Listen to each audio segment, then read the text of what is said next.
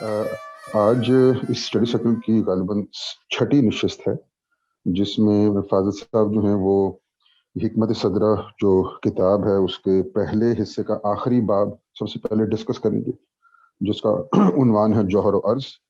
اس کے بعد جو حصہ دوئم ہے الہیات، اس میں خدا شناسی کا جو ٹاپک ہے اس کے اندر دو باب ہیں جو ڈسکس ہونے ہیں، جس میں ایک برہان اور اس کی اقسام ہے، اور دوسرا جو ہے وہ اسبات وجود خدا بندی۔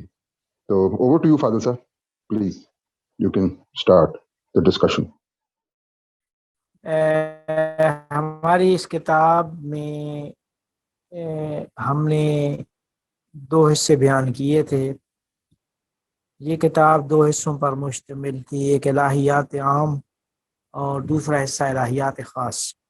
الہیات عام کا یہ آخری چیپٹر ہے جو اس کتاب میں 12واں چیپٹر ہے۔ الہیات خاص تک شاید آج نہ پہنچ سکیں، وہ اگلی اور آخری نشست میں ہم انشاءاللہ الہیات خاص کے جو سارے چیپٹر ہیں ان کو خلاصہ کر کے ایک نشست میں انشاءاللہ بیان کرنے کی کوشش کریں گے۔ کافی ٹائم بھی لگ سکتا ہے۔ پہلے آج کے چیپٹر کو ہم نے کہ وجود کی بک میں ہے یا ممکن ہے، یعنی یا واجب الوجود کائنات میں ہے یا ممکن الوجود ہے۔ واجب الوجود وہ ہوتا ہے کہ جس کے لیے وجود کا رکھنا یا جس کے لیے وجود کا ہونا ضروری اور لازمی ہوتا ہے۔ ممکن الوجود وہ ہے کہ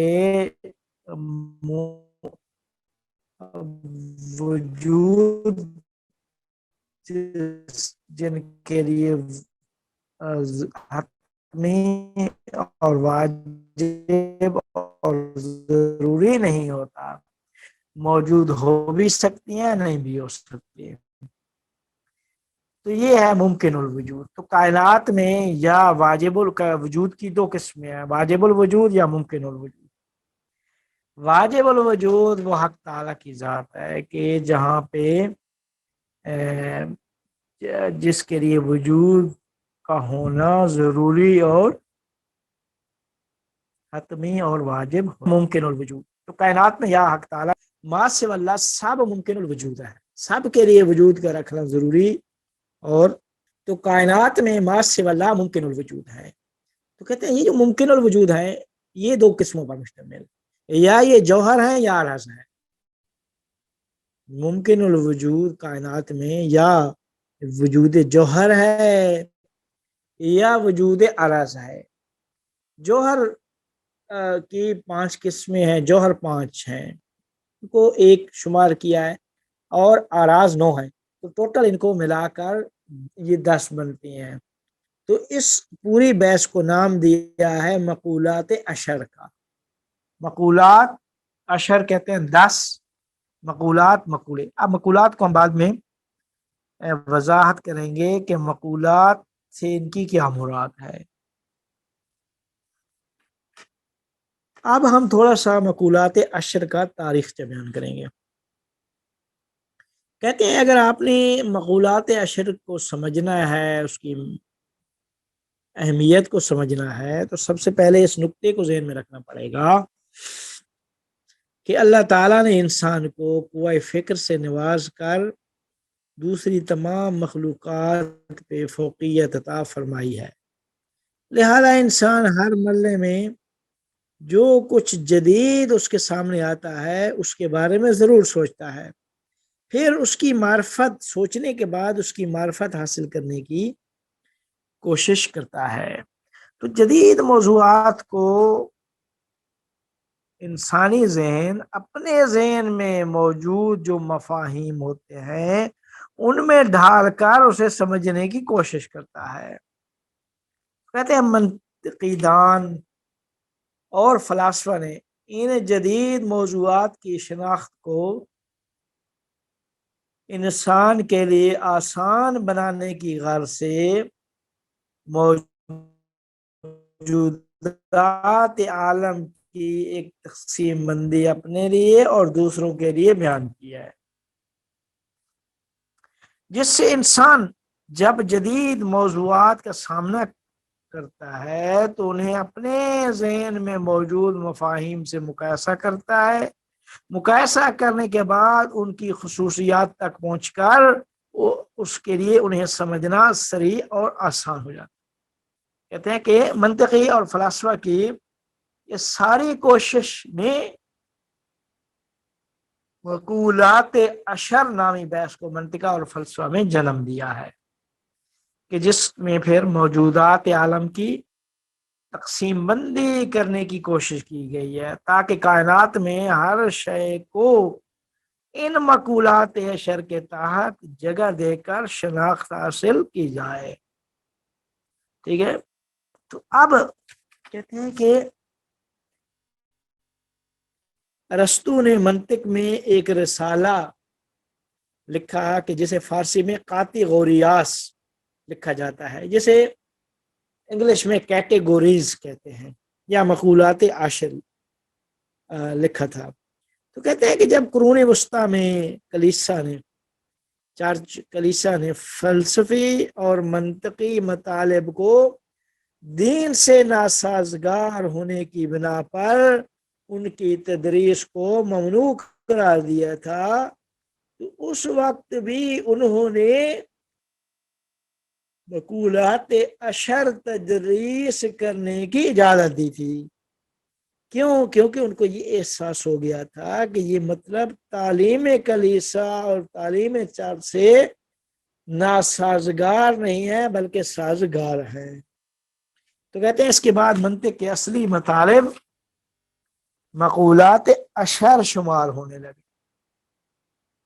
تو کہتے ہیں ابو علی سینا کے زمانے تک منطق میں یہ بحث تدریس ہوتی تھی، پھر خود ابو علی سینا نے آ کے اعلان کیا کہ اب اس بحث کی منطق میں کوئی ضرورت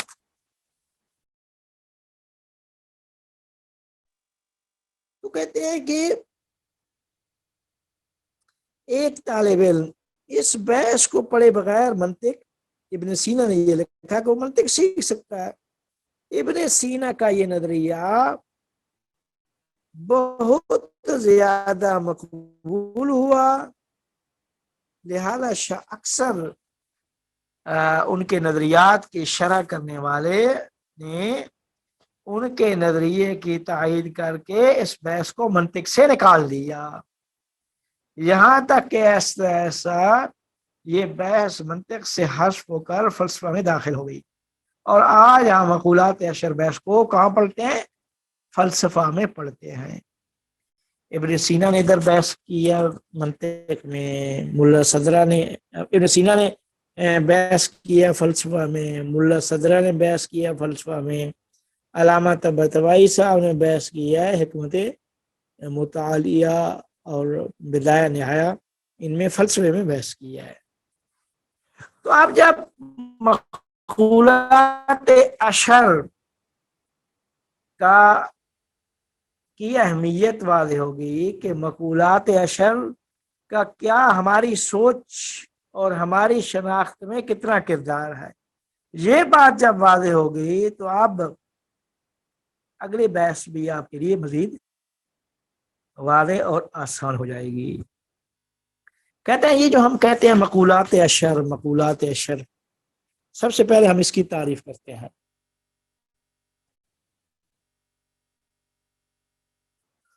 کہتے ہیں یہ مقولات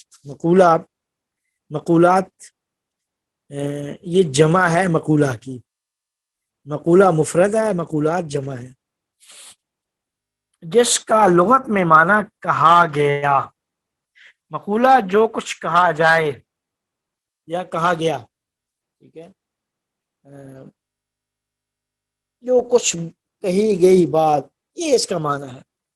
لیکن فلسفہ کی اصطلاح میں ہر کہے ہوئے موضوع کو مقولہ نہیں کہا جاتا، بلکہ ہر وہ شے جس کی چیستی کے بارے میں سوال کیا، ہستی نہیں، چیستی کے بارے میں سوال کیا جائے اور جواب میں جو کچھ کہا جائے تو وہ اس کا مقولہ کہلاتا ہے۔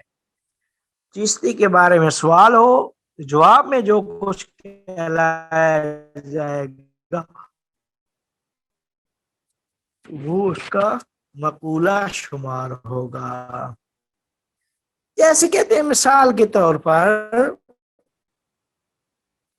کوئی شخص آ کر ہدہد کے بارے میں سوال کرتا ہے کہ ہدہد کیا ہے، ہدہد کی چیستی کے بارے میں سوال ہوتا ہے۔ کہتے ہیں کہ ہدہد کی چیستی کے بارے میں جب کوئی سوال کرتا ہے تو جواب میں کیا کہا جاتا ہے؟ جواب میں یہ کہا جاتا ہے کہ ہدہد ایک پرندہ ہے۔ تو یہ جب آپ کہیں گے کہ ہدہد ایک پرندہ ہے تو یہ جو کچھ آپ نے کسی اس کی ہدہد کے بارے میں پوچھا تھا تو یہ کہتے ہیں کہ یہ اس کا مقولہ ہے۔ اسی طرح پرندے کے بارے میں جب ہم کہتے ہیں کہ ہدہد پرندہ ہے تو سامنے والا کہتا ہے کہ پرندہ کیا ہے؟ تو کہتے ہیں اسی طرح پرندہ کے بارے میں وہ شخص نہیں جانتا تو کہا جائے گا کہ پرندہ ایک جانور ہے۔ اس طرح یہ سلسلہ چلے گا، ہر شے اپنے سے بالاتر نوع یا مقولہ کے نیچے آئے گی، تو یہاں تک ایک ایسی جگہ پہ پہنچ جائیں گے کہ اس سے بالاتر کوئی مقولہ نہیں ہوگا۔ تو کہتے ہیں وہ اجناس سے عالیہ یا جنہیں ملا صدرہ یا علامہ طباطبائی نے ماہیات اولیہ بھی کہا ہے۔ اب ارسطو نے اپنے رسالہ میں دعویٰ یہ کیا ہے کہ یہ اجناس عالیہ یا ماہیات اولیہ یہ 10 مقولات سے زیادہ نہیں ہے، یا ہے بدعت ہے۔ تو کہتے ہیں کہ پھر 2 قسموں میں تقسیم کی کہ جب تعریف والے ہو گئی تو اب مقولات کی 2 قسمیں ہیں۔ تو کہتے ہیں پہلی قسم وہ مقولات جو خود بخود بغیر کسی دوسری چیز کے قابل تصور ہیں، جیسے ہم کہتے ہیں انسان، حیوان، ٹھیک ہے، درخت، پتھر، لکڑی وغیرہ، یہ سارے کے سارے کہتے ہیں کہ وہ مقولات ہیں جو خود بخود بغیر دوسری کسی چیز کے قابل تصور ہیں۔ کہتے ہیں یہ مقولات کی پہلی قسم۔ دوسری قسم کہتے ہیں وہ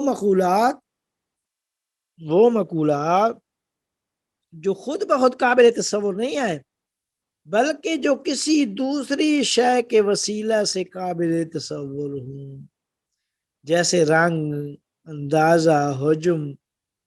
تو کہتے ہیں کہ اس مثال میں رنگ کے لیے حتماً ایک دوسری چیز ہونی چاہیے کہ جس سے مشخص ہو کہ یہ فلاں رنگ ہے۔ رنگ کے لیے ایک جسم ہونا چاہیے، کوئی دوسری شے نہ ہو تو رنگ بے معنی ہے، یعنی رنگ کے لیے ایک شے ہونی چاہیے جس کے اوپر رنگ کو آپ چڑھائیں گے، تو اگر وہ رنگ ہی نہ ہو تو وہ چیز بے معنی ہے، ٹھیک ہے۔ کہتے ہیں کہ ارسطو کی نگاہ میں پہلی قسم کے تمام مقولات کی بازگشت ایک بنیادی مقولہ کی طرف ہے جسے ہم جوہر کہتے ہیں، یعنی وہ مقولات جو خود بخود بغیر کسی دوسری چیز کے قابل تصور ہوں، یہ ارسطو کی نگاہ میں یہ جوہر کہلاتے ہیں، سبسٹینس۔ تو کہتے ہیں کہ یہ پہلی قسم کے مقولات۔ کہتے ہیں دوسری قسم میں تمام مقولات کیا ہیں؟ وہ عرض ہیں، اس وجہ سے ایک جوہر اور 9 اعراض ہیں، تو ایک جوہر اور 9 اعراض کو ملا کے کہا جاتا ہے مقولات اشر، ٹھیک ہے۔ تو کہتے ہیں کہ مقولات اشر میں پہلی قسم جوہر ہے، دوسری قسم وہ 9 چیزیں۔ یہ اب ہمارے میں اس پوری بحث کو سمجھنے کے لیے یہ مقدمہ لازمی تھا۔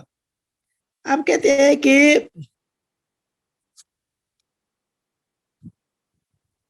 اگر ماہیت، کہتے ہیں کہ ماہیت جوہر ہوتی ہے یا عرض ہوتی ہے؟ ماہیت جوہر ہوتی ہے یا عرض ہوتی ہے؟ کہتے ہیں کہ ماہیت، ویسے تو ہم نے کیا کہا تھا، ماہیت نہ موجود ہے نہ معدوم ہے، وجود و عدم کی طرف اس کی نسبت مساوی ہوتی ہے، لیکن وہ ماہیت اگر خارج میں موجود ہونا چاہے تو اس کا وجود تین حالتوں سے باہر نہیں ہوگا، تین حالتوں سے باہر نہیں ہوگا۔ پہلی حالت کہتے ہیں کسی موضوع میں موجود نہیں ہوگی، موضوع سے مراد وہ جگہ، مکان، محل جہاں وہ وجود پیدا کرنا چاہتی ہے، تو کہتے ہیں کہ پہلی صورت یہ ہے کہ وہ ماہیت کسی موضوع میں نہیں ہوگی، یعنی بغیر جگہ، مکان اور بغیر محل کے موجود ہوگی، جیسے مجردات، عالم عقل کی موجودات فرعی ہیں یا بنفسہا ہیں، جن کا مادہ سے کسی قسم کا کوئی تعلق نہیں ہوتا اور وہ یہ کسی چیز میں حلول نہیں کرتی، لہذا انہیں کسی موضوع کی ضرورت نہیں ہوتی، پس مجردات بغیر موضوع کے جوہر ہیں۔ یہ پہلی قسم ہو گئی کہ مجردات جوہر ہیں، فرشتے جوہر ہیں، تو یہ پہلی اس کی قسم، یعنی پہلی حالت، ماہیت اگر خارج میں موجود ہونا چاہے تو پہلی حالت یہ ہے کہ کسی موضوع میں موجود نہیں ہوگی۔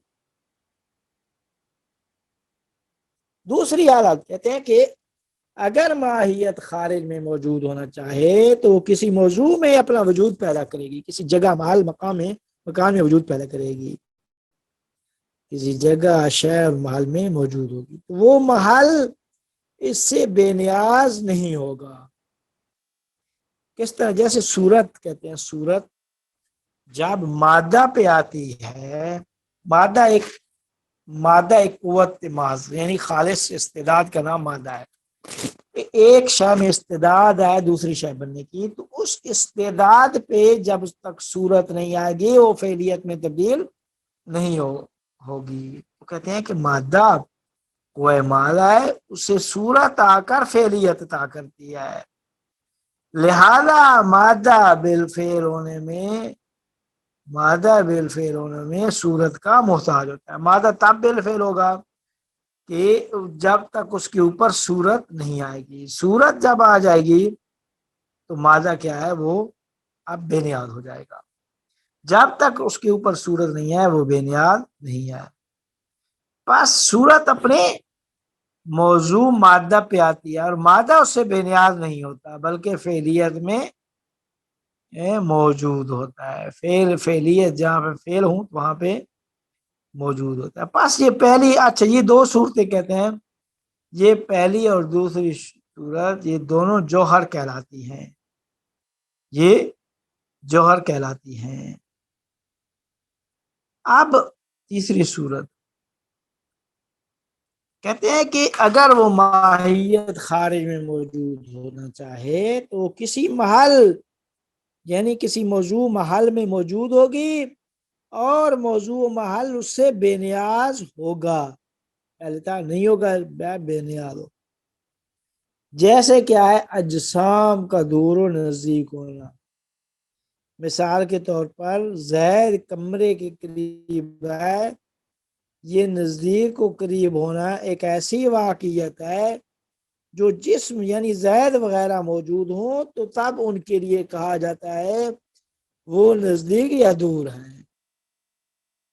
بس یہ نزدیکی اور یہ دوری، بس یہ دوری اور نزدیکی دو صفتیں جس میں خارجی یعنی زید وغیرہ کے کیا کہتے ہیں دور و قریب، یہ دو صفتیں ہیں، زید وغیرہ کے بغیر محقق نہیں ہوتی، لہذا قریب و بعید کو محل و جگہ کی ضرورت ہوتی ہے، لیکن موضوع جس میں خارجی یعنی وہ زید، وہ ان صفات کا محتاج نہیں ہوتا، زید کمرے کے قریب ہو یا دور ہو یا نہ ہو، خود بذات ہی ان کے بغیر مستقل طور پر موجود ہے. تو کہتے ہیں اسے اصطلاح میں کہا جاتا ہے عرض. اصطلاح میں اسے کہا جاتا ہے عرض. آپ کہتے ہیں کہ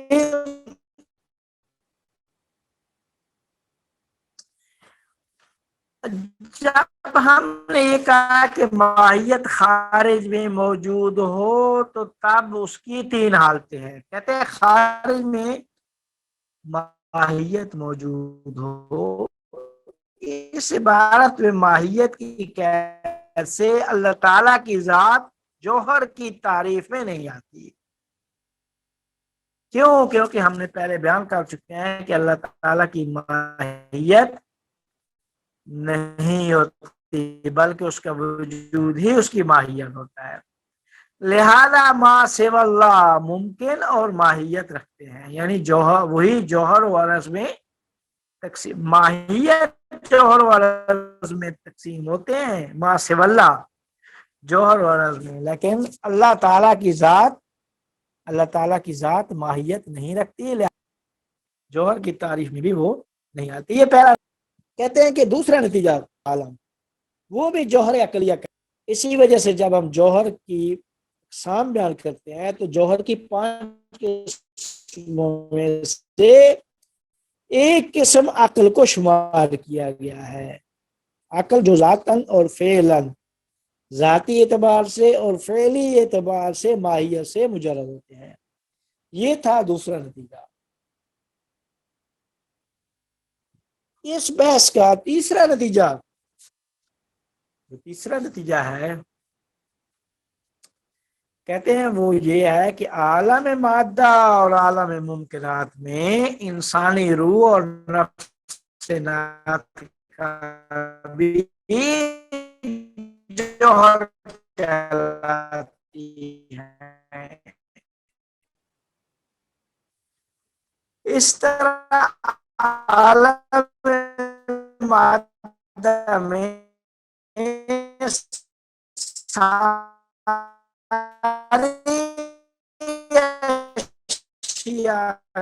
جوہر و عرض میں تقسیم ہوتی ہے. جوہر و عرض میں سب تقسیم ہوتی ہے. یہ تھا تیسرا نتیجہ. چوتھا نتیجہ ما سے واللہ کا اعتبار سے ہی انسان کے لیے آسان جاتی ہے. اب یہ جب واضح ہوگی تو اب مقولات کی جو بات کی ہے جوہر ایک جوہر ہے. جوہر کی 5 قسمیں اور مقولات عرض ہیں. 9 مقولات عرض میں ٹھیک ہے جی. تو مقولات عرضی 9 بتواز جدا اضافہ فعل اور انفعال. کہتے ہیں یہ جو تعداد ہے مقولات کی یہ مشائی فلسفہ کا نظریہ ہے. یہ کوئی حصر عقلی نہیں ہے بلکہ استقراء کی بنیاد پہ انہوں نے کہا کہ یہ آراز مقولات عرضیہ 9 ہیں. لیکن فرماتے ہیں کہ بعض فلاسفہ نے 4 بھی تعداد کو ذکر کیا ہے. ٹھیک ہے مقولات کی تعداد کو 4 ذکر کیا ہے کہ جوہر اور دوسرا کم تیسرا کیف اور چوتھا نسبت میں سارے مقولات نسبیہ 7 مقولات نسبیہ ایسی ایک نسبت میں آ جاتے ہیں. اس وجہ سے 4 بیان کیا ہے. لیکن شیخ شہاب الدین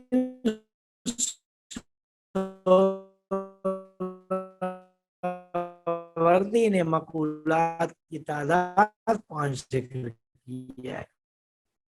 جوہر کم کیف نسبت اور حرکہ.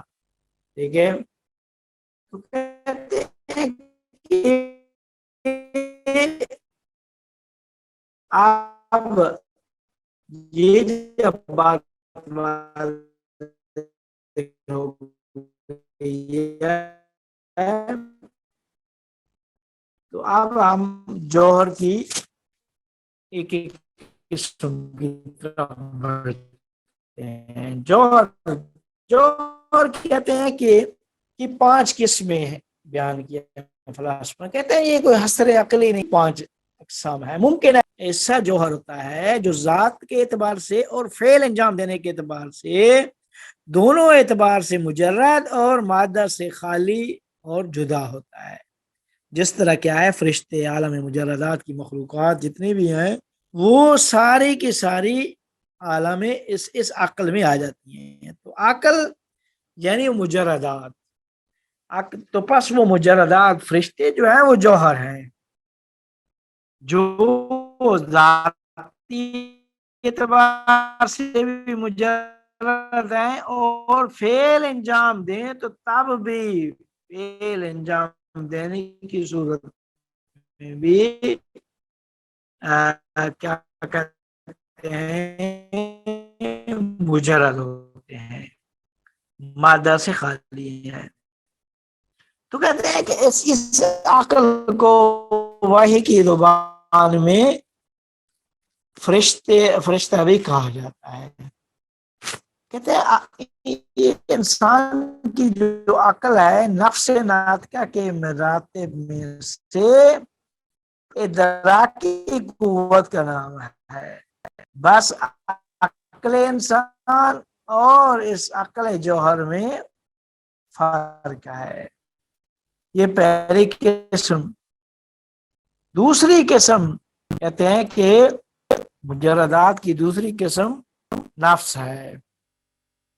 اب کہتے ہیں نفس ایسا جوہر ہوتا ہے جو ذات میں مجرد اور مادہ سے خالی ہوتا ہے، ذاتی اعتبار سے مادہ سے خالی ہوتا ہے، لیکن فعل انجام دینے میں مادہ کا محتاج ہوتا ہے۔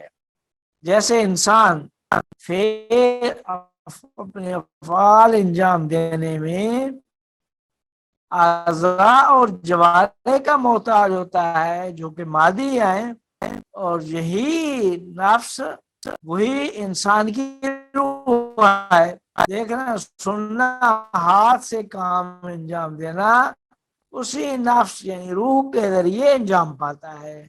آنکھیں خود نہیں دیکھ سکتی بلکہ آنکھ کے وسیلہ سے روح ہے۔ یہ تیسری قسم جو ہے کہ جسم یعنی وہ جوہر سے کہتے ہیں، یعنی جس کا طول ہوتا ہے، لمبائی ہوتی ہے، چوڑائی ہوتی ہے اور گہرائی ہوتی ہے اس کی، یہ اس جسم کی تعریف ہے۔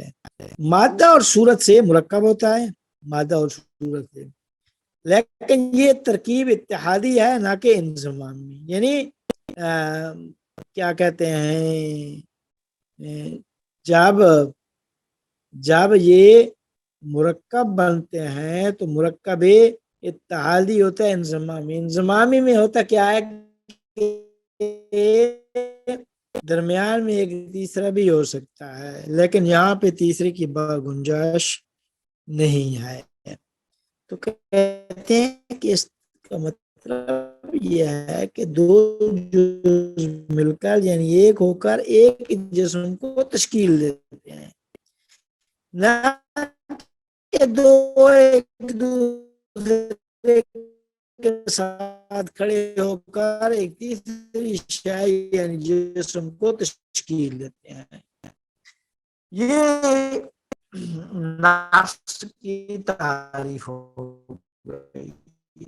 نفس یہ دوسرا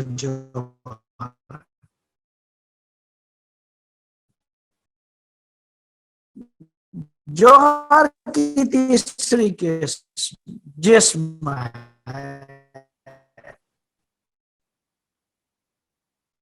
جسم کہتے ہیں کہ وہ جوہر ہوتا ہے جو طول و عرض و مقام رکھتا ہے، مادہ صورت سے خالی ہوتا ہے، یہ ترکیب انضمامی ہوتی ہے، اتحادی نہیں ہوتی، اس کا مطلب یہ ہوتا ہے کہ دو جز مل کر یعنی ایک ہو کر ایک جسم کو تشکیل دیتے ہیں، نہ کہ دو ایک دوسرے کے ساتھ تیسری چیز ہے، بلکہ دو جز مل کر ایک ہو کر ایک جسم دیتے ہیں۔ تو یہ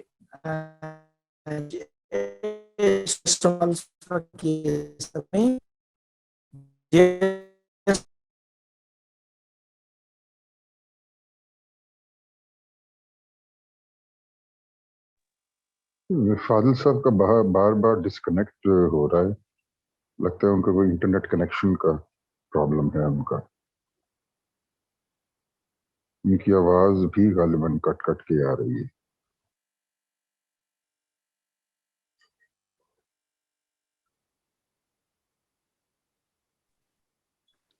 جی ڈسٹریکشن ہے آواز میں۔ جی جی جی جی تو چلے آپ سے ہاں جی کوئی کوشچن کیا جا سکتا ہے؟ جی جی بتائیے بتائیے۔ اچھا جیسے فاضل صاحب نے ذکر کیا کہ جو عقل ہے محض عقل، جو ان عقلی سبسٹانس جو ہے وہ ملائکہ کا سبسٹانس ہے جس کو ایکٹیو انٹلیکٹ کہتے ہیں۔ اب وہ ایک انجیلک سبسٹانس ہے جس سے انسان جس کو ریئلائز کرتا ہے یا ہمارے اندر پوٹینشیل ہے جس کو ہم نے ایکچولائز کرنا ہے تو وہ فیکلٹی ہماری ایکٹیویٹ ہو جاتی ہے، یا اس کو ہم کیسے کنسپچلائز کریں گے؟ ہاں جی وہ اس کے اوپر ڈسکشن فاضل صاحب نے پہلے کی تھی۔ وہ جو آپ کا نفس ناطقہ ہے بیسیکلی وہ عقل فعال کے ساتھ متصل ہو جاتا ہے نا، بیسیکلی عقل فعال یہی ہے ایکٹیو انٹلیکٹ، تو وہ جب متصل ہوتا ہے تو اسی کو آپ اسپرچل ریئلائزیشن بھی کہہ لیں بیسیکلی۔ تو پھر وہ آپ کے اندر پھر کیا کہتی ہیں وہ عقل فعال جو ہے اس کی بھی کریکٹرسٹک آ جاتی ہیں متصل ہونے کے بعد۔ ایک شخص جس کی نفس ناطقہ متصل ہو گئی عقل فعال کے ساتھ، ایک جس کی نہیں، تو اس کی دونوں کی نفس ناطقہ جو ہیں وہ فرق ہوں گی نا بیسیکلی۔ متصل ہونے کے بعد جو آپ کے اندر ٹرانسفارمیشن آتی ہے بیسیکلی، اور وہ جو آپ کی جو ٹرانسفارمڈ جو نیچر ہے وہ پھر مینیفیسٹ بھی ہوتی ہے انڈر سرٹن سرکمسٹانسز۔ تو اٹس اے ٹوٹلی ڈفرینٹ نفس کہہ لیں یا سول، ٹرانسفارمڈ سول ہو جاتی ہے نا متصل ہونے کے بعد یا یونین ایکوائر کرنے کے بعد، اب یہ بھی کہہ سکتے ہیں۔ جی اچھا is it all happening realisation کے کانٹیکسٹ میں، اسپرچل ریئلائزیشن کے کانٹیکسٹ میں بات کر رہا ہوں۔ تو یہ سارا مائکرو کوزمک لیول پہ ہم اس کو کنسپچلائز کریں گے یا کہ یہ جی جی نہیں مائکرو مطلب نہیں دونوں نہیں، یہ دونوں طریقے سے ہو سکتا ہے، مائکرو کازمک اور مائکرو کازم دونوں طریقے سے ہو سکتا ہے۔ اسپرچل ٹریول کی جب ہم بات کریں گے تو اس کے اندر انیشلی تو وہ ایک انڈیویجول جرنی ہے نا بیسیکلی، اس میں انفرادیت کا بیسیکلی عمل دخل ہے، لیکن یہ جو پورا سٹرکچر ہے یہ مائکرو کازمیکلی بھی دیکھا جا سکتا ہے، مائکرو کازمیکلی دونوں طریقے سے دیکھا جا سکتا ہے۔ مائکرو کازمیکلی دیکھیں گے تو آپ کا ایک جسمانی پہلو ہے، پھر ایک نفسانی پہلو ہے، پھر روحانی پہلو ہے، اس کے اوپر پھر ڈیوائن ریئلم ہے، یہ مائکرو کازمیکلی ہوگا۔ میکرو کازمیکلی دیکھیں گے تو ایک عالم مادی ہے، پھر عالم برزخ ہے، پھر یہ کیا کہتے ہیں یہ عالم ہے، میرے کو فائل صاحب آ گئے، عالم مجردات جس کو عقلی عالم کہہ رہے ہیں، اور اس کے اوپر ڈیوائن ریئلم ہے۔ تو یہ اسکیم جو ہے یہ کورسپونڈنسز ہیں میکرو کازم اور مائکرو کازم، یہ تو ہے۔ شکریہ، تھینک یو جی۔ فاضل صاحب آپ جاری رکھیں۔ فاضل صاحب آواز آ رہی ہے آپ کو؟ جی جی اب آئیے۔ وہ تھوڑا آپ کے وہ شاید انٹرنیٹ کنیکٹیوٹی کا تھوڑا سا ایشو آ رہا ہے شاید۔ جی جی جی جی کنٹینیو کریں پلیز۔ جی جی میں چوتھی قسم بیان کر رہا تھا جوہر کی، وہ مادہ تھی۔ کہتے ہیں کہ مادہ وہ جوہر مبہم ہے جو اشیاء کی قوہ اور استعداد کا حامل ہوتا ہے، اور اس استعداد اور قوت کے اوپر صورت آتی ہے، تو یہ صورت کے لیے محل واقع ہوتا ہے کہ جو ایک صورت نوعیہ کو جب قبول کرتا ہے تو صورت کے تمام آراز کو بھی قبول کرتا ہے۔ جیسے جب ایک مادہ خاک پر، ایک خاک ہے، مٹی، انسان مٹی بیج وہ سیب کا بیج رکھے گا، جو ہے نا، کہتے ہیں ایک مادہ خاک پر سیب کی صورت نوعیہ آتی ہے تو اس کے تمام آراز، رنگ، بو، ذائقہ کو بھی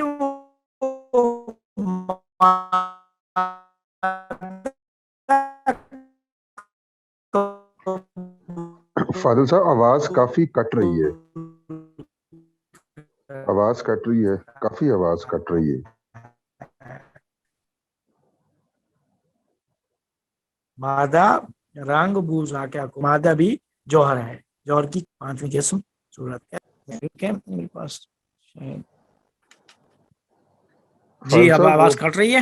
جی ابھی اب ایک دم سے دوبارہ بہتر رہی ہے، لیکن وہ ایوری ناؤ اینڈ دین جو ہے نا کافی زیادہ کٹنا شروع ہو جاتی ہے، تو وہ سمجھ پارٹیسپینٹ یہ کہہ رہے ہیں کہ آواز ٹھیک نہیں آ رہی۔ اچھا،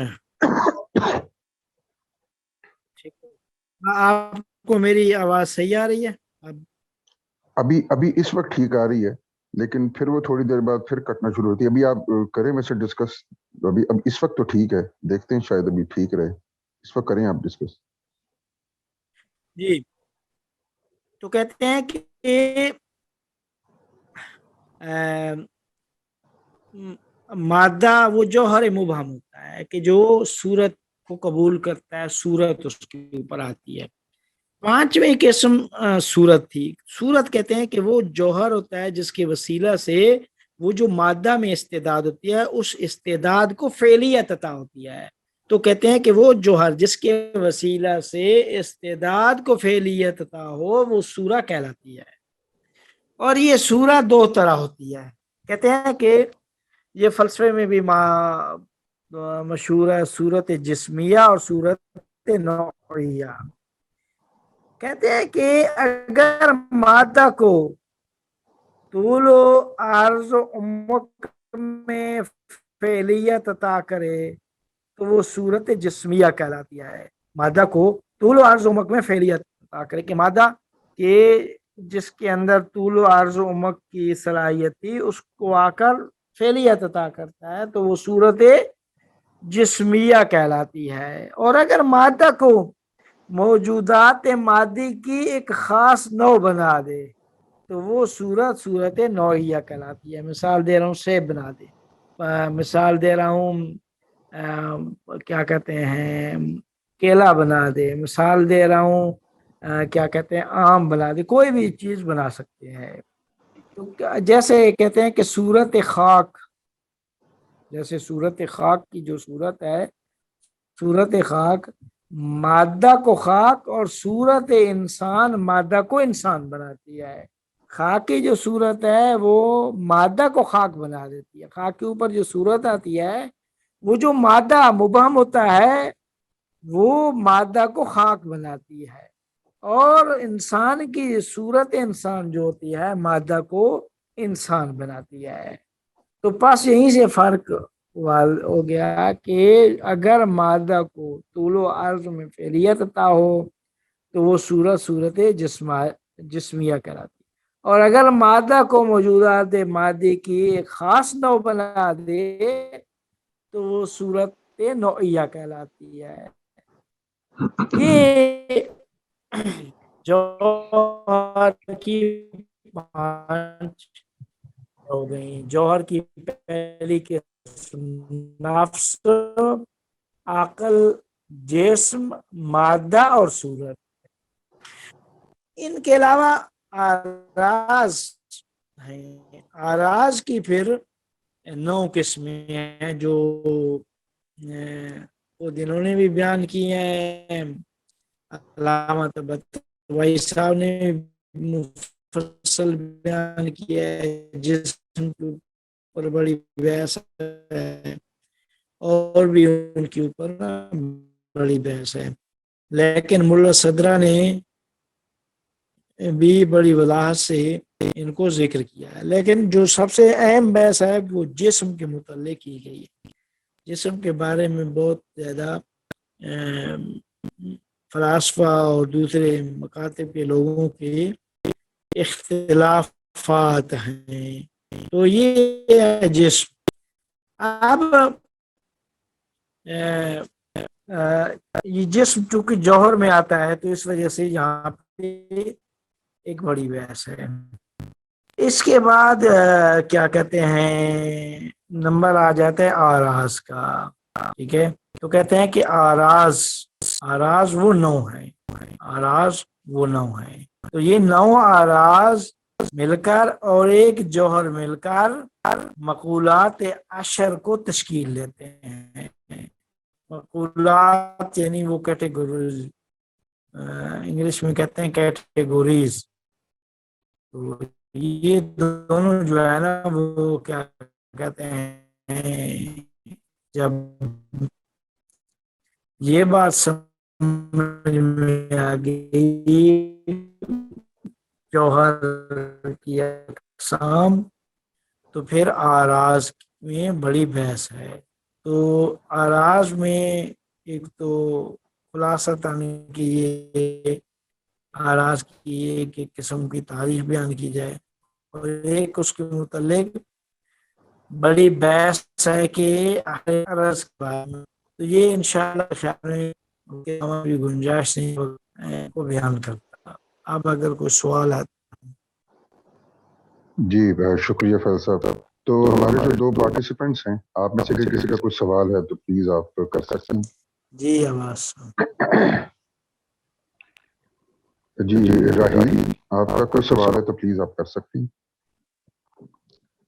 جی فاضل صاحب، جیسے جو نفسی وہ ہے درجہ یا عالم نفس، جو اس میں جو صورتیں پیدا ہو رہی ہیں، مطلب وہ بھی تو انسان خود ہی مطلب ہم تخلیق کار ہیں اس کے بھی، جیسے دو جسموں کا مل کے ایک صورت پیدا ہو رہی ہے، تو اس زمانے میں بھی تو ہم لوگ ہر لمحہ کچھ نہ کچھ تخلیق کر رہے ہوتے ہیں۔ کیا اگر تو یہ ریلیونٹ ہے سوال، تو اس حوالے سے آپ کیا کہیں گے؟ دیکھیں، نفس کے اندر، نفس اگر کامل ہو تو نفس کے اندر یہ اتنی وسعت ہے، اتنی استعداد و صلاحیت ہے، تو وہ چاہے تو مختلف صورتیں ابداع کر سکتا ہے، خلق کر سکتا ہے، نفس خلق کرتا ہے یہ صورتیں۔ جی جی جی بس۔ اور اس کے ان علاوہ صورتوں کا، ہاں جی، وہ جو ابداع کرنا ہے اس کا پھر یہ عالم مادہ پہ بھی تو اثر رہتا ہے نا، مطلب وہ اس کے اوپر تو حاکمیت اسی عالم کی ہے، جی اور اس سے اوپر۔ حاکمیت اسی عالم۔ تو آج کی ڈسکشن سے ریلیٹڈ اگر کوئی اور کوشچن ہو تو پلیز پوچھ لیں۔ مجھے آواز نہیں آئی بالکل، صرف ایک احساس تھا کلاس کا، یہ ایک نشست ہے۔ اچھا، آپ کو تھرو آؤٹ آواز نہیں آ رہی تھی؟ Through out the session? بہت بالکل، اور میرے پاس یہ کتاب بھی نہیں تھی آج، سنا تو میں نے، سمجھ مجھے نہیں آ سکا، سوری، لیکن پھر بھی میں موجود رہی ہوں کہ شاید کہیں سمجھ آ جائے۔ بہت کم، کہیں اگر کچھ جملے مجھے کان میں پڑے بھی ہیں تو وہ تسلسل نہیں تھا پچھلی بات اگلی بات سے، اس لیے مجھے۔ تو اس میں یہ ہے کہ انشاءاللہ ابھی وہ یہ ڈسکشن کنٹینیو رہے گی، اگلی جو نشست ہے 7th جو سٹنگ ہے، تو اس میں غالباً آج جو ڈسکشن ہوئی ہے بیسیکلی اس سے ریلیٹڈ بھی کچھ ڈسکشن اگلی سٹنگ میں ہو جائے گی۔ تو اگر آپ اٹینڈ کریں اگلی سٹنگ تو میرے خیال شاید جی وہ میں اٹینڈ تو کروں گی، لیکن مجھے اس کی کوئی ریکارڈنگ ٹھیک مطلب صحیح آواز میں آئے گی تو میں کچھ سمجھ سکوں گی پچھلی بات کو. وہ آپ اس طرح پھر کر لینا کہ جو بک آپ کے پاس ہے اس کے ریلیونٹ چیپٹرز دیکھ لیں. جو چیزیں میرے پاس نہیں. اچھا میں اس میں سے دیکھوں گی. ٹھیک. جی جی تو اس میں وہ واٹس ایپ پہ شیئر ہوا ہے تو اس کو آپ گو تھرو کر لیں، اور جو کوشچن اگر آپ کے ذہن میں ہوں تو ان کو آپ ہاں جی ضرور یہ مجھے لگ رہا تھا کہ بہت زیادہ اچھا مطلب وسیع معنی میں ہے، یہ موضوع کافی ڈیٹیل تھی اس میں، تو میں اس کو صحیح طرح سے سمجھ نہیں سکی. نیکسٹ ٹائم انشاءاللہ تعالی میں ضرور اس کو پڑھ اگر کر آپ پھر پہلے سے پہلے سے اگر آپ پڑھ لیں اور کوشچن اگر آپ کے ذہن میں ہوں تو پھر اس سے یہ ہوتا ہے کہ پھر ڈسکشن جو ہے وہ سمجھ بھی آتی ہے، اور پھر آپ ٹارگیٹڈ اور ریلیونٹ کوشچن بھی پھر آپ کر سکتے ہیں. جی میں وہ ٹریولنگ میں تھی تو میں نے صرف پہنچ کے صرف کلاس جوائن کی ہے. اچھا صحیح. چلیں پھر انشاءاللہ نیکسٹ ٹائم انشاءاللہ. جی ٹھیک ہے فاطر صاحب. Thank you, thanks allot, thank you very much for the discussion today. Thank you. اور باقی جو پارٹیسپینٹس ہیں ان کا بھی شکریہ کہ آپ نے شرکت کی. تو میرے خیال ہم سیٹنگ کو پھر ہم ختم کرتے ہیں. تھینک یو ویری مچ فاضل صاحب. Thanks allot. جی ٹھیک ہے جی، اللہ شکریہ آپ کا. اللہ حافظ. خدا حافظ. خدا حافظ.